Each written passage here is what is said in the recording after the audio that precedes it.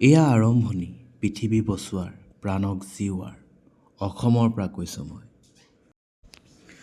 ধৰ্মক দোহাই দি হিংসা কৰিলি, ভয় তাৰণাত প্ৰাণৰ মমতাত হৃদয় কান্দে চকুলো তোকে। পুৰাণিক বুলি কৈ দুখবোৰক হেলৈ ধৰালি, মৃত্যুৰ বাহিৰে যেন প্ৰশান্তিয়েই নাই, ভুল কৰিলি তই। এয়া আৰম্ভণি পৃথিৱী বচোৱাৰ প্ৰাণক জীওৱা অসমৰ পৰা কৈছোঁ মই।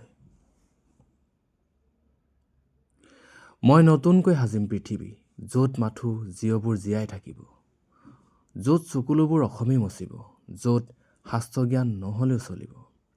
মছজিদলৈ নগৈ বাটৰ কাৰোবাক সহায় কৰিব, পৃথিৱী ধ্বংস হ'লেও অসম জীয়াই থাকিব, ইকৰা সাগৰীত বাঘ হৰিণাই সহবাস কৰিব। এয়া আৰম্ভণি পৃথিৱী বচোৱাৰ প্ৰাণক জীওৱা অসমৰ পৰা কৈছোঁ মই। মই সলনি কৰিম সকলো, নহ'লে দেখিছোঁ শেষ কৰা উপক্ৰম সকলোৱে। ক'ৰবাত যদি লিখা আছিল, কোনোৱে যদি কৈ গৈছিল, সংজ্ঞাবোৰ সলনি কৰিম মই। যুক্তি মাথো সভ্যতাৰ, মুক্তি মাথো মানৱীয়তাৰ। বিধৱাৰ পৰিপন্থী মই, তাক কঠোৰ হাতেৰে দমন কৰিম।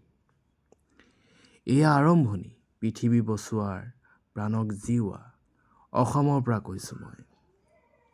অসমত কান্দিলে সকলোৱে কান্দিব, হাঁহিলে সকলোৱে হাঁহিব, প্ৰাণীবোৰে গছৰ লগত কথা পাতিব, এদিন নাহৰ দেশ বুলি স্বীকৃতি ল'ব।